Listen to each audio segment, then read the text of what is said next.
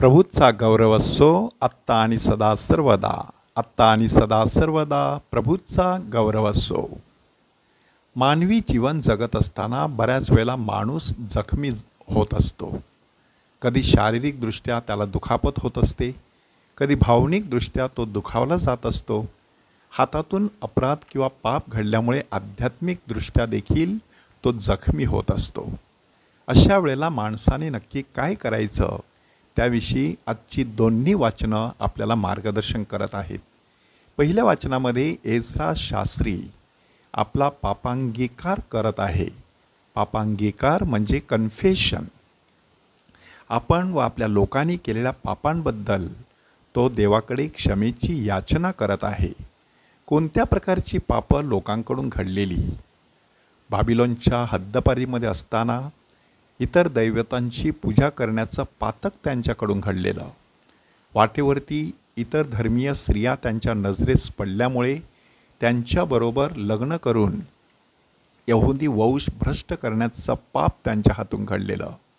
इतकंच नाही तर त्रागा करणं, कुरकुर करणं, तक्रार करणं, भांडणतंटे करणं, चुगली चहाडी करणं आणि इतर अनैतिक कृत्ये करणं, अशा प्रकारची बरीचशी पापं लोकांच्या हातून घडलेली.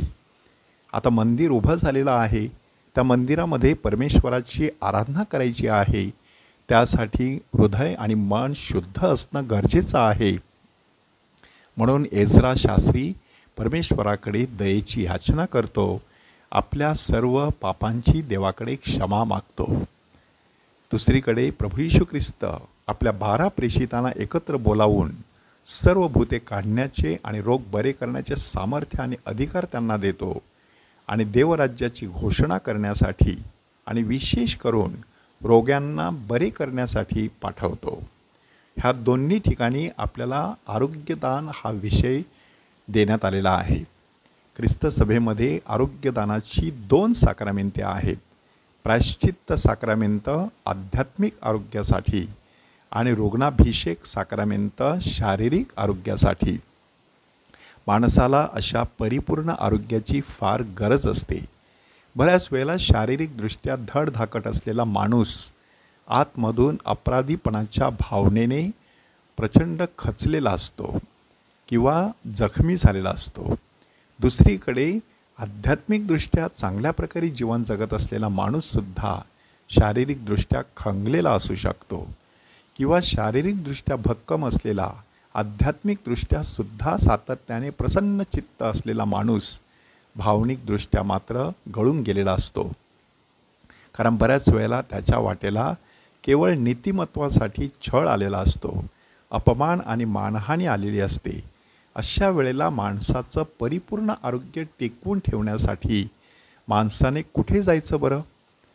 त्यासाठी त्याने परमेश्वराकडे वळायला पाहिजे. कारण तो परमेश्वर सर्व आरोग्यदानाचा उगम आहे. त्यानेच आपलं शरीर त्याच्या स्वतःच्या प्रतिमेप्रमाणे आणि प्रतिरूपाप्रमाणे केलेलं आहे. त्यानेच आपल्या ह्या शरीरामध्ये त्याचा स्वतःचा आत्मा घातलेला आहे. त्यानेच आपला पुत्र प्रभू येशू ख्रिस्त ह्या पृथ्वी तलावरती पाठवून बऱ्याच लोकांना आरोग्यदान दिलेलं आहे. इतकंच नाही तर ख्रिस्त सभा आजही आरोग्यदानाचं मोठं कार्य करत आहे.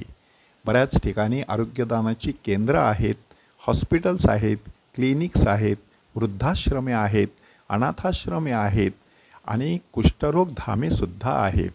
त्याद्वारे माणसाला परिपूर्ण आरोग्य देण्याचा आपण प्रयत्न करत असतो. आज 24 सप्टेंबर ह्या दिवशी दयामातेचा सण साजरा केला जात असतो. ही पवित्र मरिया आरोग्यदायी माता आहे. वेलंकनी माता म्हणा, रमेदी माता म्हणा, फातिमा माता म्हणा, लूट्स माऊली म्हणा, पवित्र मरिया माणसाला आरोग्य देण्यासाठी सातत्याने परमेश्वराकडे प्रार्थना करत असते. संत डेमियन आणि संत कॉस्मॉस हे 2 बंधू देखील केवळ डॉक्टर्स नव्हते, तर डॉक्टर्सकीचा पेशा पार पाडत असताना लोकांना आध्यात्मिक मार्गदर्शन करायचे आणि त्या मार्गदर्शनामुळे बरेच लोक खऱ्या अर्थाने बरे होऊन जायचे. आपल्याला देखील शारीरिक, मानसिक, आध्यात्मिक आणि भावनिक अशा परिपूर्ण स्वरूपाचं आरोग्य मिळावं म्हणून परमेश्वराकडे दयेची याचना करूया. प्रभूचा गौरव असो आत्ता आणि सदा सर्वदा. आत्ता आणि सदा सर्वदा प्रभूचा गौरव असो.